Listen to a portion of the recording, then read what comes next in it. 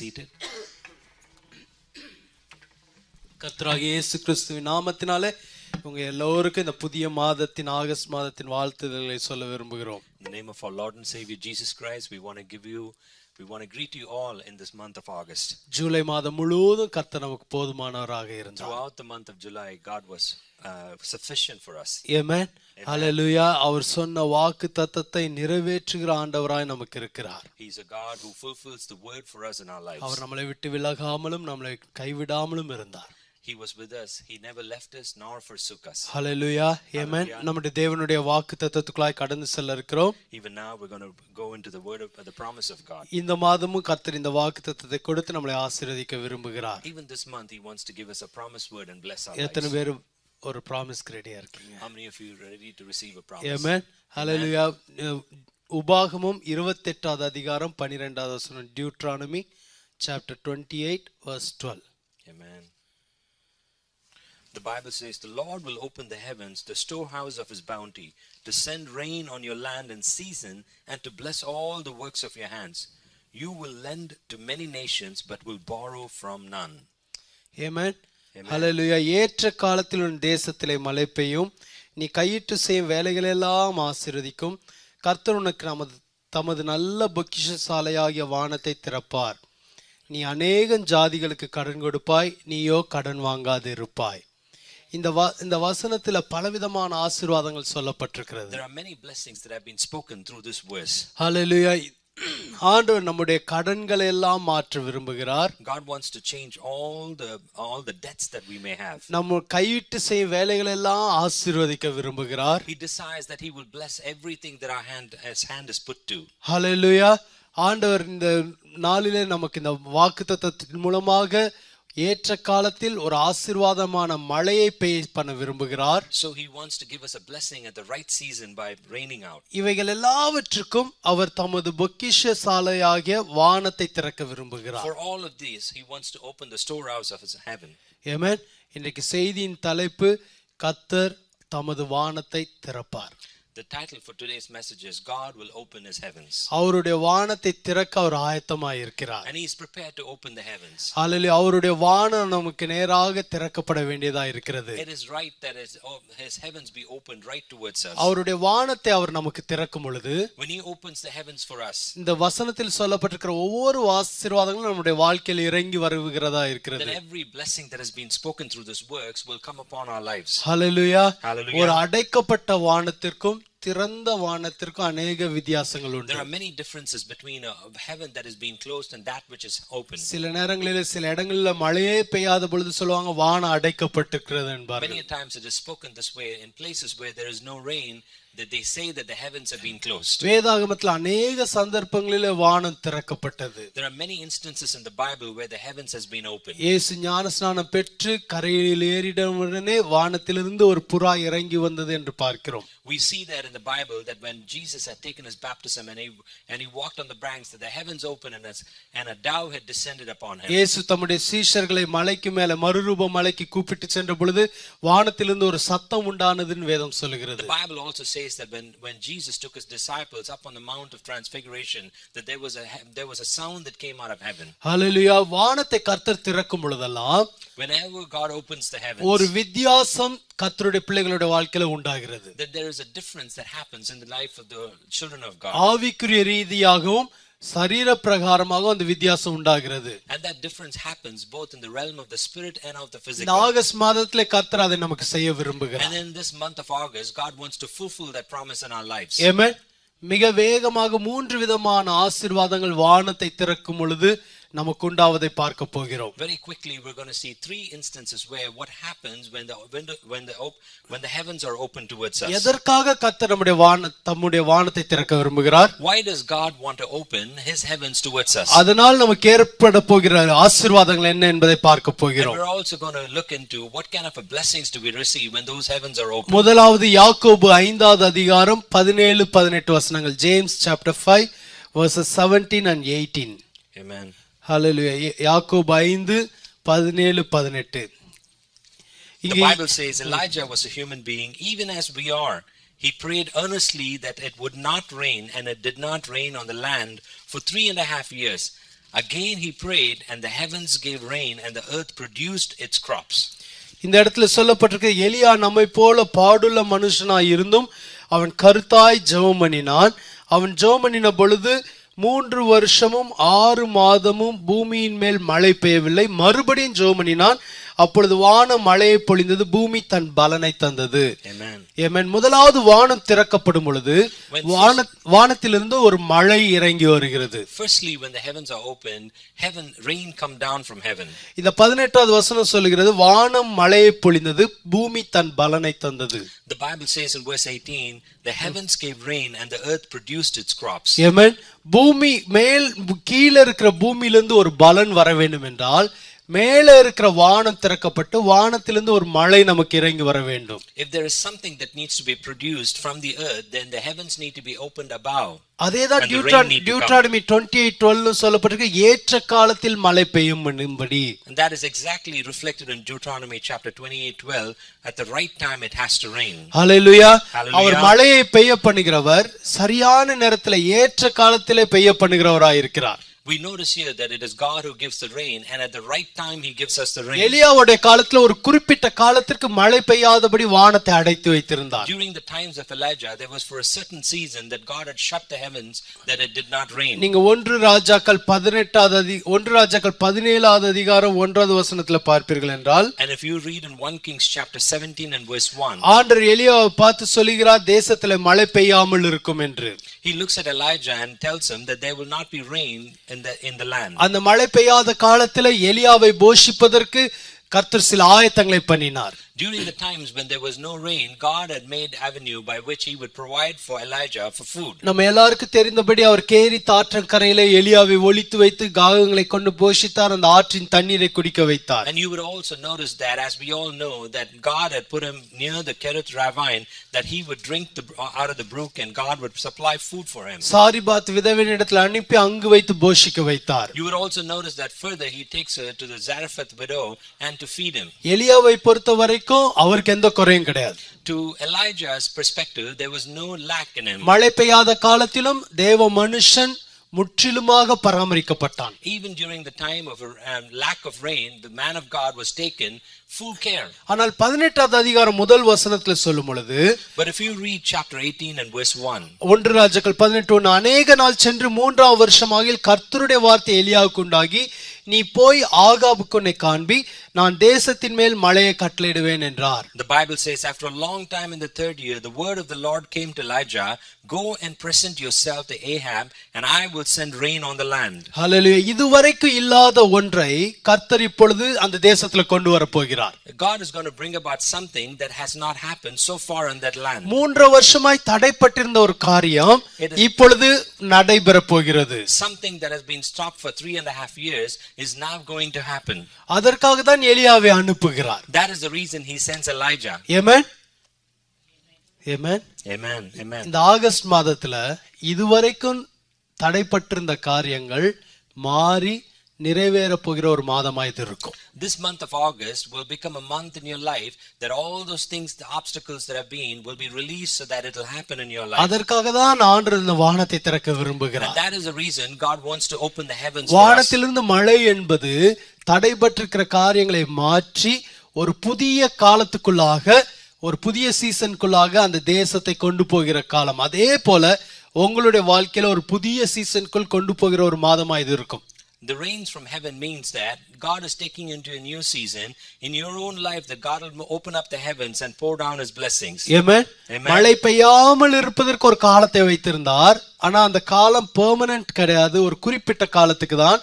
ஆனா இப்பொழுது மழை பெய்கிற ஒரு காலத்தை கர்த்தர் கொண்டு வருகிறார். God had appointed a certain season where there were no rains, but he is taking you into a season where you will have rains. Amen. ஹalleluya. அந்த எலியாவை அனுப்பும் பொழுது அந்த ஆகாப் ராஜா எலியாவை பார்க்கிறார். When Elijah goes to Ahab, the king looks at him.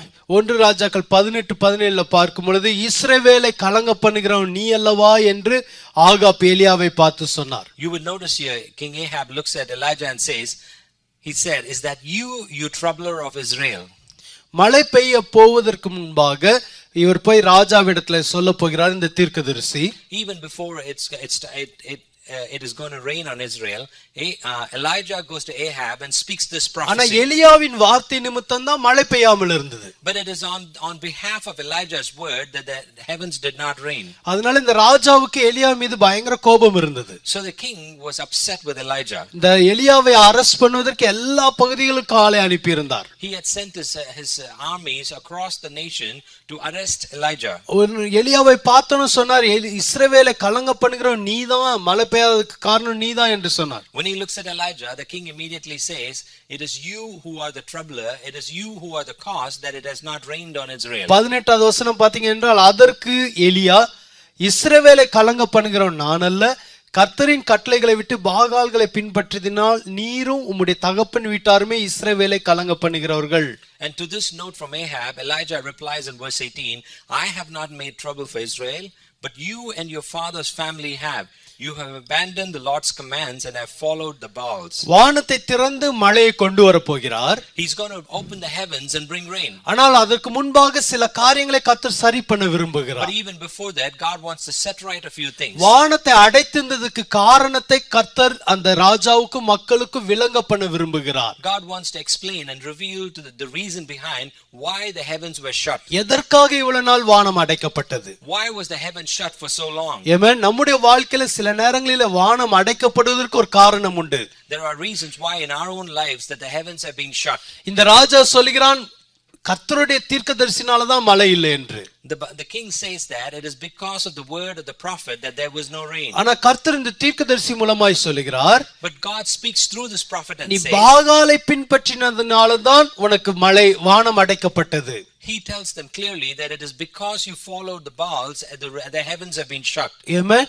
Amen. நம்முடைய வாழ்க்கையில கூட மழையை கொண்டு வர விரும்புகிறார். God desires that he would bring a rain in our own lives. ஆனா அதற்கு முன்பாக நம்முடைய வாழ்க்கையில சில காரியங்களை சரி பண்ண விரும்புகிறார். But even before that, he wants set right a few things in our own lives. 21வது வசனத்துல பாத்தீங்க என்றால், And if you read verse 21, எலியா சொல்கிறார், எவ்வளவு நாள் ரெண்டு நினைவுகளுக்கு எதிராக குந்தி குந்தி நடப்பீர்கள், கர்த்தர் தெய்வமானால் அவரை பின்பற்றுங்கள், பாகால் தெய்வமானால் அவனை பின்பற்றுங்கள் என்றார். The Bible says in verse 21, Elijah went before the people and said, how long will you waver between two options? If the Lord is God, follow him, but if Baal is God, follow him. இந்த ஜனங்க 50-50 இருந்தாங்களா, 60-40 இருந்தாங்களா, 70-30 இருந்தாங்களான்னு தெரியல. We do not know what percentage was split between these people, if they're 50-50 or 60-40 or 70-30. கம்ஃபர்டபிளா, அவங்களுக்கு கம்ஃபர்டபிளா இருந்தா கர்த்தர் தெய்வம், கொஞ்சம் கம்ஃபர்டபிள் இல்லைன்னா பாகால் தெய்வம், கொஞ்சம் இந்த சைடு கொஞ்சம் அந்த சைடு, இப்படி மாறி மாறி மாறி மாறி இருந்த சிலர் பார்த்தீங்கன்னா ஒரு முள் இப்படி நிற்காது, இப்படி இப்படி சாஞ்சிக்கிட்டே இருக்கும். ரைட். ஆண்டவர் பார்த்தார், வானத்தை அடடான்ட்டார். You would notice here that we do not know if the people, when they were comfortable, that they followed God, when they uncomfortable, they followed Baal. They were consistently wavered between this. நாங்க நினைச்சா சர்ச்சுக்கு போவோம், இல்லைன்னா அப்படியே இருந்துக்கிடுவோம் அப்படின்னு சொல்லுவாங்க, சிலர் சொல்லியிருக்காங்க. And it is likely that some of them had said that if we feel like we would go to a church, if not we would stay back. இன்னொன்று, இவங்க கர்த்தருக்காக ஒரு உறுதியாய் தீர்மானம் எடுக்காத ஜனங்களா இருந்தாங்க. The other thing is because these people were ones who had not made a determination or a commitment. இந்த August மாதத்துல கர்த்தர் நம்மிடத்துல இருந்து சில உறுதியான தீர்மானங்களை எதிர்பார்க்கிறார். In this month of August, he wants us to take a determined decision. நீ கர்த்தர் தெய்வமான கர்த்தரை முழுமையாய் பின்பற்ற வேண்டும். If God is true, then you need to fully follow God. எல்லா வழிகளிலும் கர்த்தரே தெய்வமாய் வைக்க வேண்டும். You need to keep God as God in all avenues and paths of your life. Amen. Amen. அடுத்து இந்த ஜனங்களுக்கு வானம் அடைக்கப்பட்டதற்கு காரணம், the second reason why the heavens were shut for these people. 30வது வசனத்துல பாத்தீங்க என்றால் கர்த்தருடைய ஒரு பலிபீடம் அங்க தகர்க்கப்பட்டிருந்தது. And you would notice in verse 30 that there was an altar of God that had to be repaired. கர்த்தருக்கு செலுத்த வேண்டிய பலிகளை குறித்து இந்த ஜனங்கள் கவலை இல்லாமல் போனார்கள். The sacrifices that these people needed to make for God, they had forgotten and not taken care. Amen. அந்த பலிபீடம் சீர் கெட்டு போனத கூட செப்பனிடணும்னு ஒரு தாட் கூட ஒருத்தருக்கு வரவில்லை. There was not a thought that came into the minds of these people that the altar needs to be repaired. கர்த்தரை முற்றிலும் புறக்கணித்திருந்தார்கள். They completely rejected God. Amen. Amen. வானம் அடைக்கப்பட்டதற்கு காரணங்களை நான் சொல்லிக் கொண்டிருக்கிறேன். Now I'm speaking about the reasons why the heavens had been shut. நம்முடைய வாழ்க்கையில கூட கர்த்தருக்குரிய காரியங்களை கர்த்தருக்கு கொடுத்து கொண்டே இருக்க வேண்டும். Even in our own lives, we need to give God what belongs to God. நம்முடைய ஒவ்வொருவருடைய வாழ்க்கை ஒரு பலிபீடமாய் கர்த்தருக்கு முன்பாக இருக்க வேண்டும். Our lives need to be an altar in the presence of God. அந்த பலிபீடத்திலே செலுத்தப்பட வேண்டிய துதி ஸ்தோத்திர பலிகள் செலுத்தப்பட வேண்டும். And on that altar, the praise and worship that needs to be given to God has to be given. Amen. துதி ஸ்தோத்திரங்கள் நிற்கும் பொழுது வானம் அடைக்கப்படுகிறது. When praise and worship stop, then the heavens will be shut. துதி ஸ்தோத்திர பலிகள் ஏறெடுக்கும் பொழுது வானம் திறக்கப்படுகிறதா இருக்கிறது. And as we continue to worship and praise the Lord, then the heavens will be open towards us. Amen. நேற்று தினத்துல சண்டே மார்னிங் செஸ்ல அத குறித்து தான் ஒரு மெசேஜ் கர்த்தர் கொடுத்தார். சாலமோன் தேவாலயத்தை கட்டின பொழுது எல்லாரும் சேர்ந்து ஸ்தோத்திரித்து பாடும் பொழுது தேவாலயம் மகிமையினால் நிரம்பிற்றுன்னு வேதம் சொல்லுகிறது. Yesterday on the Sunday morning service, this is exactly what God gave us a word. When Solomon had knelt down and prayed, God opened the heavens and it filled with his glory. Amen. இந்த August மாதம் முழுவதும் தீர்மானம் பண்ணுங்க, daily நான் உங்களை ஸ்தோத்திரிப்பேன் ஆண்டவரே, உங்களை துதிப்பேன் ஆண்டவரேன்னு ஒரு தீர்மானம் பண்ணுங்க. ஒரு திறந்த வானம் உங்களுக்கு மேலாக எனக்கு மேலாக வைக்கப்படும். Make a decision to in this month of August that Lord, throughout this month I'm going to praise and worship you. Then you would see the heavens open towards you. நம்முடைய வாழ்க்கையில எங்கெங்க பலிபீடம் சீர்கெட்டு இருக்கிறதோ அதை நான் செட் பண்ணிடுவேன் ஆண்டவரே, சரியில்லாத பகுதிகளை நான் சரி பண்ணுவேன்னு ஒரு தீர்மானம் பண்ணுங்க. ஒரு திறந்த வானம் நமக்கு மேலாக வைக்கப்படும். When you determine and say that, Lord, I am deciding today that I would repair every area of my altar which needs to be repaired and I will set it right, then you would see the heavens opened. Hallelujah. Hallelujah. எலியா பலிபீடத்தை set பண்ணிட்டார். Elijah was repairing the altar. மழை பெய்யாததின் காரணத்தை அங்கு போய் எடுத்து சொன்னார். He went and spoke to the king the reason of why it did not rain. ஒரு பெரிய சவாலை சந்தித்தார். He also had to face a big challenge. கர்த்தர் எலியாவோடு கூட இருந்தபடியால், because God was with Elijah, கர்த்தர் வானத்திலிருந்து அக்கினியை அனுப்பி ஜனங்களுக்கு கர்த்தரே தெய்வம் என்பதை வெளிப்படுத்தினார். God sent fire out of heaven and had to reveal to the people that he alone is God. வேதம் சொல்லுகிறது, பெரிய ஜெயத்தை கண்டவுடனே எலியா கர்மேல் பர்வதத்தின் மேல ஏறி போய் மழைக்காக ஜெபம் பண்ண போனார். The Bible says that when the great victory was seen, Elijah immediately went upon the Mount Carmel and started to pray for rain. Amen. Hallelujah. எப்படி ஜெபித்தாரா? How did he pray? முழங்கால் தன் முகம் தன் முழங்கால் பட குனிந்துன்னு 42வது வசனத்துல சொல்லப்பட்டிருக்கிறது. தன்னை தாழ்த்தி ஜெபித்தார். The Bible says that he knelt down this way and prayed, that he put his head down to the ground and put his face between his knees. ஆண்டவர் வானம் திறந்து மழையை கொடுப்பேன்ட்டார். God has already spoken that he would open the heavens and give ஆனா rain. அதுக்கு முன்னாடி எவ்வளவு காரியம் இந்த தீர்க்கதரிசி செய்ய வேண்டியது இருக்கு பாருங்க. But see all these steps that the Elijah the prophet had to fulfill before that promise had to be fulfilled. ஒரு பெரிய ஜெயத்தை இந்த எலியா பார்த்தார். Elijah had seen a great victory. வானத்திலிருந்து அக்கினி கர்த்தாவே கேட்டருளும் கர்த்தாவே கேட்டருளும் சொன்ன உடனே அக்கினி வந்தது. When he spoke and asked God, Lord, listen to me, immediately there's fire that came out of heaven. ஆனா இப்ப போய் தன்னை தாழ்த்த வேண்டியது இருந்தது. But this is a time when he needed to go back and humble himself. Amen. Hallelujah. Hallelujah. August மாதம் முழுவதும் நம்மளை இன்னும் கர்த்தருக்குள்ளாக தாழ்த்த வேண்டிய ஒரு மாதம். This month of August, we need to humble ourselves even furthermore in the Lord. July மாதத்துல பெரிய ஜெயங்களை நம்ம பார்த்திருக்கலாம். In the month of July, we would have seen great victories. July மாதத்துல பெரிய ஆசீர்வாதங்களை நம்ம பார்த்திருக்கலாம். In the month of July, we would have seen great blessings. இந்த ஆகஸ்ட் மாதம் முதல் நாளிலே நம்ம சொல்ல வேண்டியது, ஆண்டவரே என்னை நான் தாழ்த்துகிறேன். உம்முடைய வானம் திறக்கப்படுவதற்கு, உம்முடைய மழை இறங்கி வருவதற்கு என்னை நான் தாழ்த்துகிறேன் ஆண்டவரே. But in this month of August, the first thing that we need to do is, Lord, I humble myself. I humble myself that your heavens would be open and rain would come down. Hallelujah. Hallelujah. அவர் ஜெபிக்க ஆரம்பித்தார். When he started to pray, தன்னுடைய வேலைக்காரனை அனுப்பி மழை வருகிறதான் பார்க்க சொன்னார். he sent his assistant to go out and see if the rains are coming. Hallelujah. அதற்கு முன்பாக அவர் சொல்லுவார், இந்த ஆகாப் ராஜா சொல்லுவார், பெருமழையின் இரைச்சல் எனக்கு கேட்கிறது, நீ போய் போஜனம் பண்ணும் என்று சொல்லியிருப்பார். But he had also spoken earlier to King Ahab and said, go eat and drink, for there is a sound of a heavy rain. 41வது வசனத்துல சொல்லப்பட்டிருக்கிறது. And it is spoken in verse 41. ஒரு பெருமழையின் இரைச்சலை கேட்டுவிட்டார். He heard the sound of a heavy rain. ஆனா இன்னும் மழை வரவில்லை. But the rains have not yet come. தன்னை தாழ்த்தி ஜெபம் பண்ணி கொண்டிருக்கிறார். So he humbled himself and continues to pray. முதல் முறை அந்த வேலைக்காரன் போய் பார்த்துட்டு வந்தான். First time the servant goes out to go and look. வந்து சொல்லிட்டா ஒண்ணும் இல்லன்ட்டான். He returns back and says there is nothing. எலியா சொன்னார், இன்னும் 7 முறை போய் பார் என்றார். Then Elijah instructs him to go back 7 times and to start look for the rain. Amen. கொஞ்ச நேரத்துக்கு முன்னாடி 2 வார்த்தையில அக்கினி வந்தது. Just before, you'd notice that within 2 words there was fire that came out of heaven. 7 முறை கூப்பிடல. He did not have to call 7 times. 7 முறை போய் வானம் திறக்குதா அக்கினி வருதான்னு பார்க்க சொல்லல. He did not have to instruct a servant to go and look 7 times outside that the fire had to come down. அதே மாதிரி ஆண்டவர் இப்ப பண்ணிருக்கலாம்ல. God could have done it the same way even now. Right? ராஜா சாப்பிட போயிட்டாரு, எலியா இன்னும் சாப்பிடல. The king had gone to eat and drink, but Elijah had not eaten. நானா அந்த சீக்கிரம் மழை வரட்டும் ஆண்டவரே போய் சாப்பிடணும் பசிக்குதுன்னு. If it were me, then I would have probably told God, Lord, let the rains come down soon so I can go and eat. சில நம்ம யோசிக்கிறோம் பசிக்குது சீக்கிரம் சர்வீஸ் முடிஞ்சா நல்லா இருக்கும். Sometimes we start to think, I'm hungry, it would be good if the service gets over soon.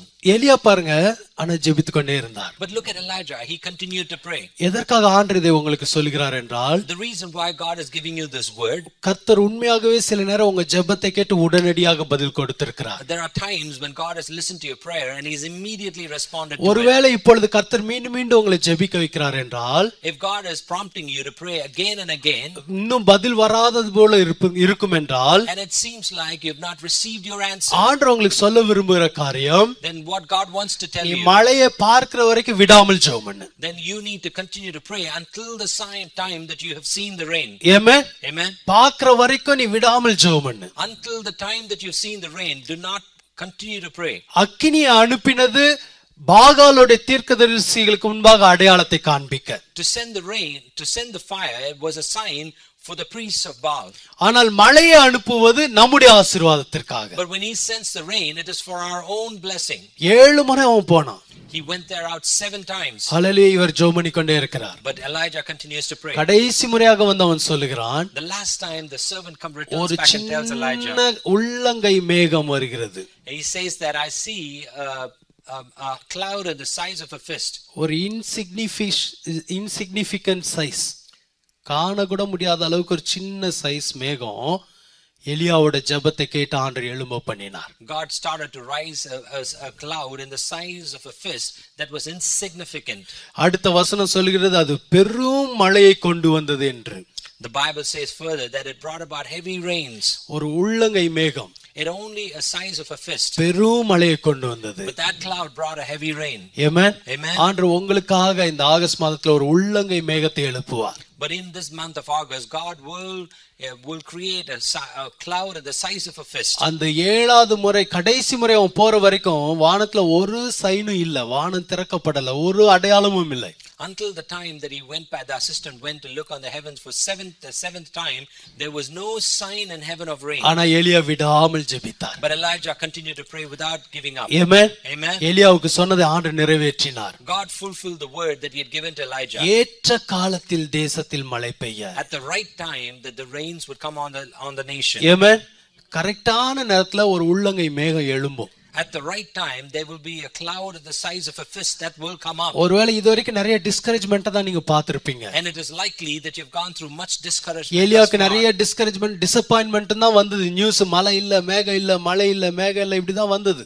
Many discouraging news had Elijah received that there was no rain or not the clouds. ஆனா கர்த்தர் டிசப்பாயின்ட்மென்ட் எல்லாம் மாற்றினார். But God was changing all the disappointments. கர்த்தருடைய வானம் திறக்கும்போது உங்களுடைய டிசப்பாயின்ட்மென்ட் எல்லாம் மாறும். When the heavens of God is open, then your disappointments will change. கர்த்தருடைய வானம் திறக்கும்போது உங்களுடைய ஜெபங்களுக்கு பதில் வரும். When the heavens open, then you will receive the answers to your prayers. அததான் ஆண்டவர் இந்த ஆகஸ்ட் மாதத்துல செய்ய போகிறார். That is exactly God wants to do in this month of August. எத்தனை பேர் விசுவாசிக்கிறீங்க? How many of you believe in this word? பக்கத்துல இருக்கவங்கள பார்த்து சொல்லுங்க, உனக்கு ஒரு பெரிய மழை வருதுன்னு சொல்லுங்க. Look at your neighbor and tell them there is a big rain that is coming for you. ஒரு பெரிய ஆசீர்வாதம் வருகிறது. A big blessing is coming towards you. சோர்ந்து போகாதன்னு சொல்லுங்க. Tell them do not be discouraged. இடைவிடாமல் ஜெபம் பண்ணு சொல்லுங்க. Tell them do not give space but pray continually. பலிபீடத்தை சரி பண்ணுன்னு சொல்லுங்க. Tell your neighbor that they need to repair the altar. இப்ப பயப்படுறீங்களா சொல்ல?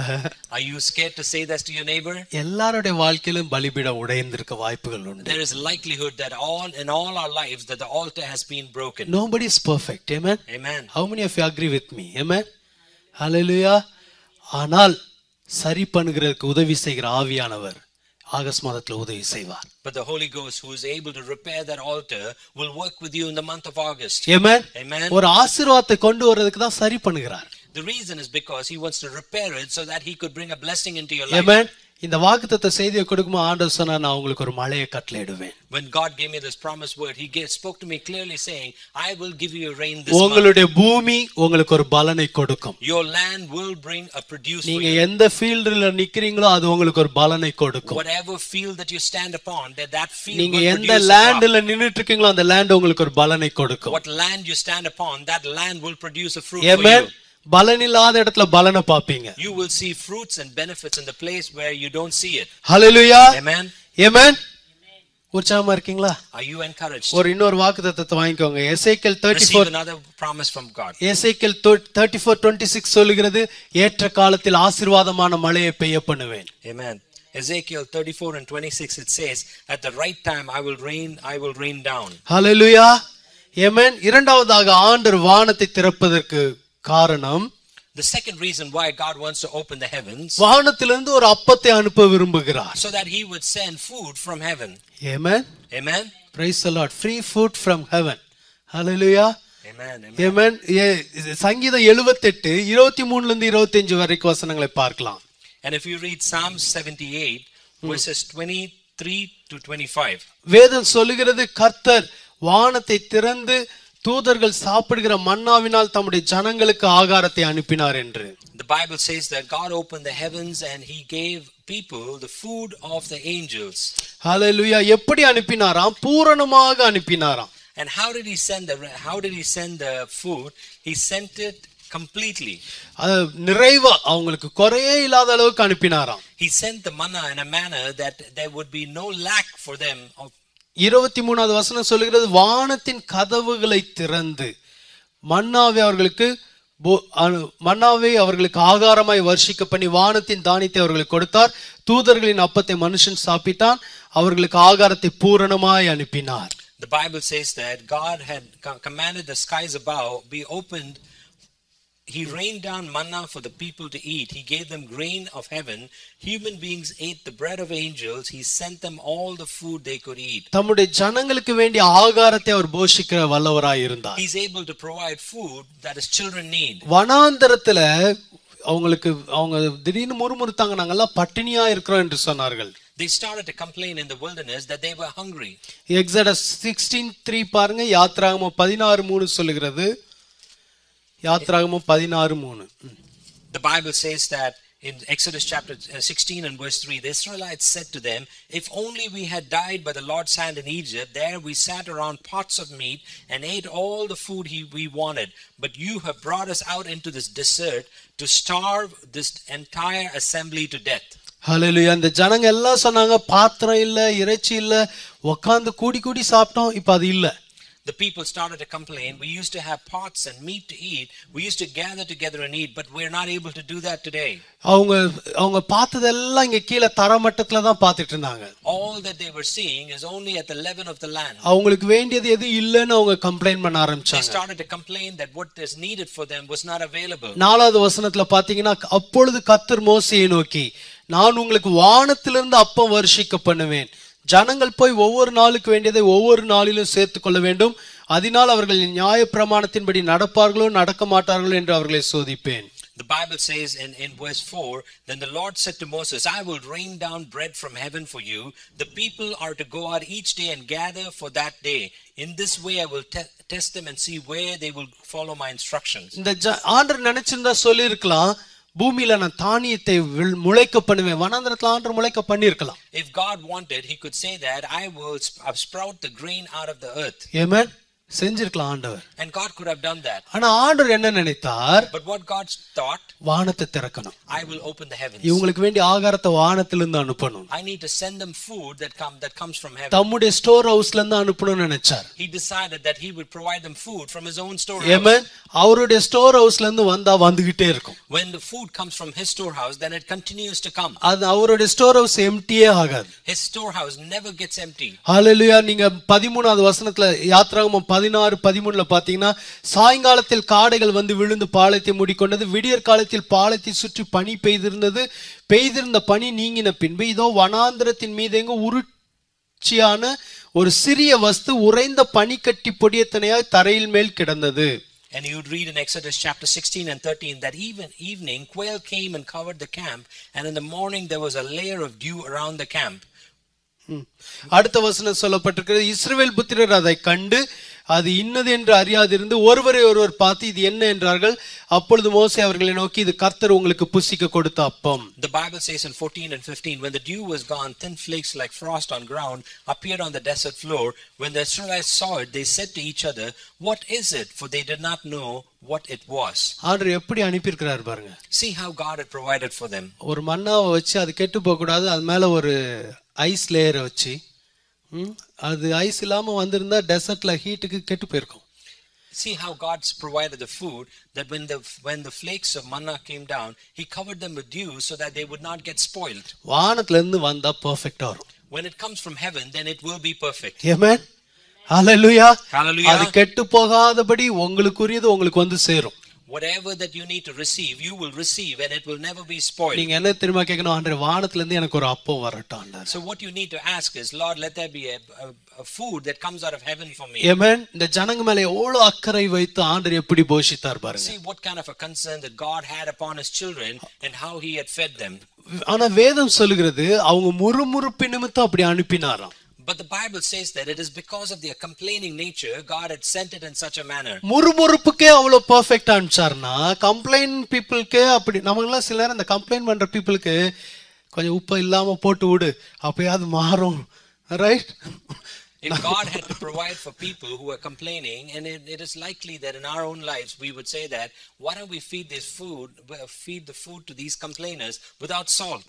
ரைட்? நம்ம அப்படிதான் செய்வோம், ஆனா அதுக்கும் கம்ப்ளைண்ட் பண்ணுவாங்க.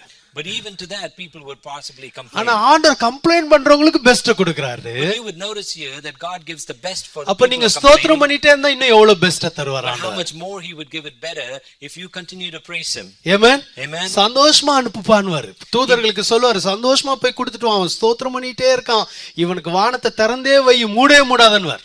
He would probably command his angels to go and say, go cheerfully and give it to my children, because they continue to praise me, and the heavens will not be shut towards them. யாராவது எதுக்காவது முறுமுறுத்துட்டு இருந்தீங்கன்னா இந்த August மாதம் தீர்மானம் பண்ணுங்க, நான் முறுமுறுக்கவே மாட்டாண்டவரே, complaint பண்ணவே மாட்டாண்டவரே, ஸ்தோத்திரம் பண்ணிட்டே இருப்பேன்னு சொல்லுங்க.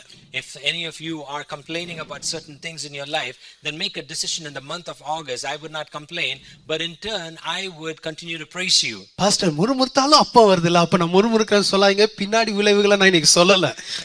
And you're probably saying, Lord, Pastor, it is likely that I would still receive my provision even if I had to complain. I don't want to share about what will happen later.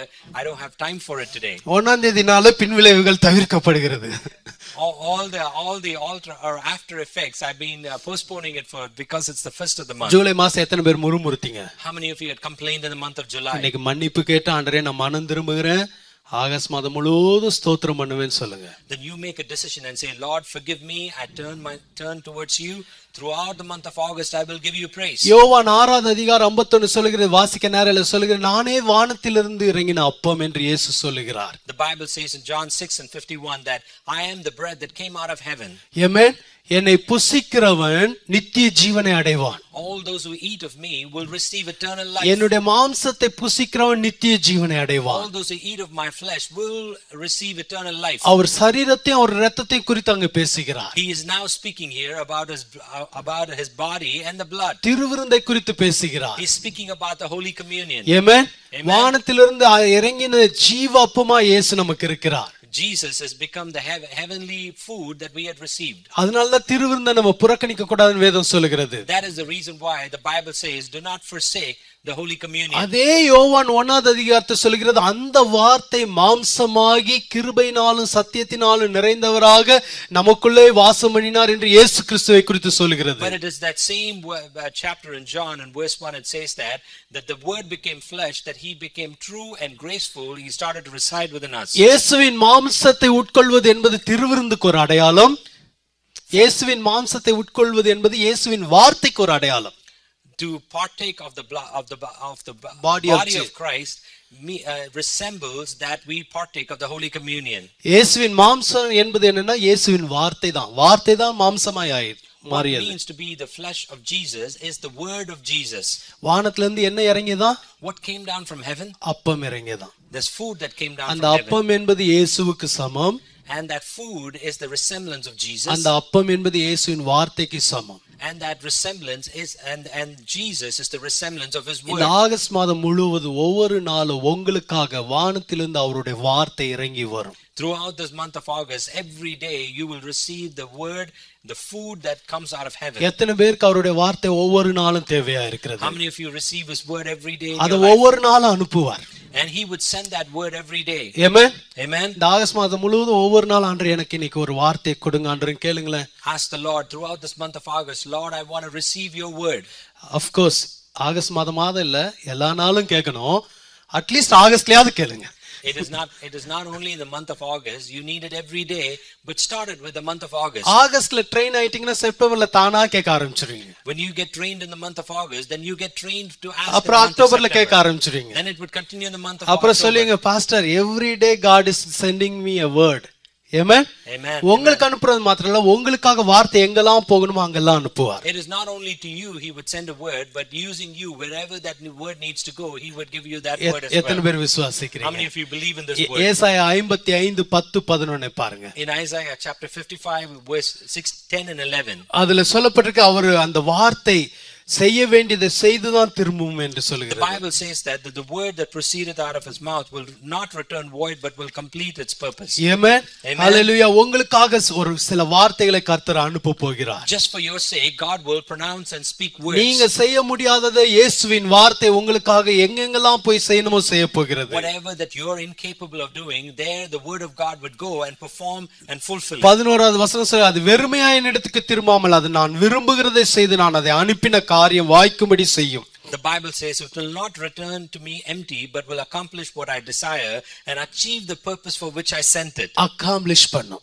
It will accomplish it. Amen.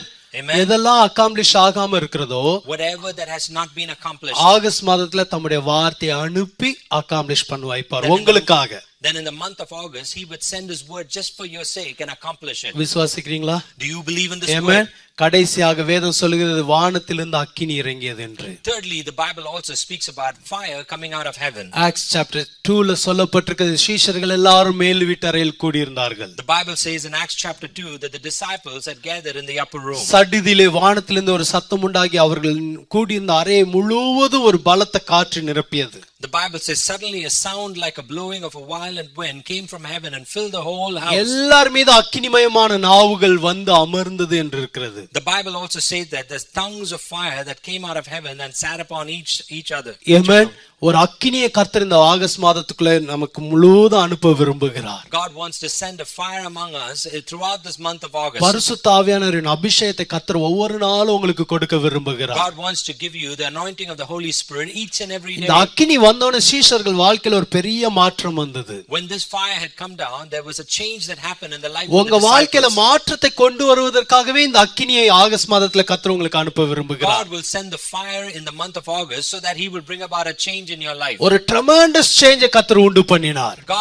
God had made a tremendous change. பேதுரு breach பண்ணிட்டு இருக்கும்போதே ஜனங்கள் எல்லாரும் அபிஷேகத்தினால் நிறைந்தார்கள் என்று வேதம் சொல்லுகிறது. The Bible says that even as Peter was preaching the word of God, that the people were listening were filled with the Holy Spirit. எதற்காக இந்த ஆவியானவரை அனுப்ப விரும்புகிறார்? Why does God wants to send us ஒரு விடுதலை கொடுக்கும்படியாக. so that he would bring about a deliverance? வேதம் சொல்லுகிறது கர்த்தருடைய ஆவியானவர் எங்கே உண்டோ அங்கே விடுதலை உண்டு. The Bible says where the spirit of the Lord is, there is liberty. ஒவ்வொரு நாளும் ஆண்டவர்ட்ட கேளுங்க, ஆண்டவரே எனக்கு இந்த நாளுக்குரிய ஒரு அபிஷேகம் எனக்கு வேணும் ஆண்டவரே கேளுங்க. Every day seek and ask the Lord, Lord, I need the anointing that is needed for the day. நான் திரும்ப சொல்கிறேன், அந்த நாளுக்குரிய அபிஷேகம், அந்த நாளுக்குரிய அபிஷேகம், ஒவ்வொரு நாளுக்கு ஒரு விசேஷ அபிஷேகத்தை கர்த்தர் உங்களுக்காக வைத்திருக்கிறார். I want to reiterate this word saying that you need to receive the anointing that is reserved for that specific அபிஷேகம் எல்லா நுகங்களையும் உடைக்க போகிறது. Because the anointing will break every yoke. அபிஷேகம் எல்லா கட்டுகளையும் அறுக்க போகிறது. The anointing will break every bondage. அபிஷேகம் உங்களுக்குள்ளாக ஒரு புதிய பலனை கொண்டு வர போகிறது. And the anointing will bring about a new strength within your life. Amen.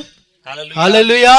அதை ஆண்டவர் இந்த ஆகஸ்ட் மாதத்துல செய்ய விரும்புகிறார். That God wants to fulfill it in the month of August. நிறைய ஹோம்வொர்க் அசைன்மென்ட் கொடுத்திருக்காங்க ஆகஸ்டுக்கு. For the month of August you have received a lot of assignments and homework. அது என்னமோ தெரியல, இன்னைக்கு செய்யுங்கன்னு சொல்ல வருது. I do not know what it is, but I want to tell you, keep doing these things. First என்ன பண்ண சொன்னேன்? Firstly, what did I ask you to do? Everyday praise. Everyday praise பண்ணுங்க. ஒவ்வொரு நாளும் துதிங்க, ஸ்தோத்திரிங்க. ரெண்டாவது தாழ்த்தணும். ஒவ்வொரு நாளும் நம்மளை தாழ்த்தி கொண்டு இருக்கணும். மூணாவது, மழையை பார்க்குற வரைக்கும் ஜெபத்தை விடாதீங்க, ஜெபிச்சுட்டே இருங்க. ஆமென். சத்தம் கேட்டுருச்சு ஆண்டவரே, ஆனால் இன்னும் மழையை பார்க்கல ஆண்டவரே. ஆமென். அப்படி கேட்டு ஜெபம் பண்ணுங்க. Lord, I heard the noise of the rain but I couldn't see the rain. I want to see the rain. Amen.